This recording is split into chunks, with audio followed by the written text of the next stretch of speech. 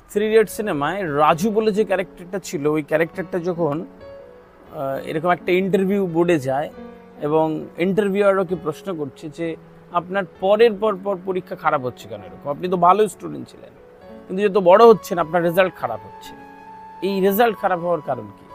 তো তখন একটা সুন্দর উত্তর দিয়েছিল, খুব সুন্দর একটা উত্তর, যে আমার রেজাল্ট খারাপ হচ্ছে ভয় থেকে। হচ্ছে মানে ভয় থেকে কিভাবে রেজাল্ট খারাপ হবে?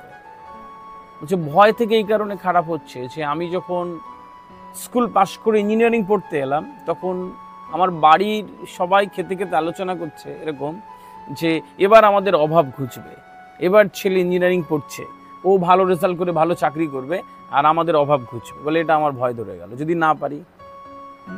বলছে আমার যেই স্কুলে আমি যখন কলেজে এলাম তখন আমি প্রথম পরীক্ষা দিলাম, বললো যে আরো ভালো করবে, তোমাকে আরো ভালো করতে হবে, যে আমার ভয় ঢুকে গেল।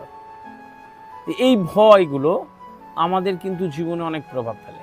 এই ভয়গুলো একটা বাচ্চাকে আসলে পঙ্গু করে দেয়। আমরা তো দেখতে পাই না, আমাদের শরীরের জ্বর হলে বুঝতে পারি, আমাদের মন খারাপ হলে আমরা অত গুরুত্ব দিই না, কিন্তু শরীর খারাপ হলে গুরুত্ব দিই। মনেরও জ্বর আসে, এই মনের জ্বর আসা হচ্ছে এইগুলো।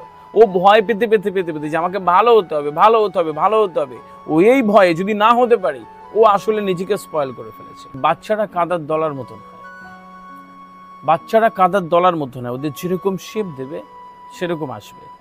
আমার বাচ্চার সাথে আমার যে কথাবার্তা ট্রিটমেন্টটা এত সুন্দর হবে যে বাচ্চারা ও পুরো বিষয়টাকে এনজয় করবে। বিখ্যাত দার্শনিকের কথা আছে যে ভালো শিক্ষকরা পড়ায়, খুব ভালো শিক্ষকরা শেখায়, আর শ্রেষ্ঠ শিক্ষকরা অনুপ্রাণিত করে।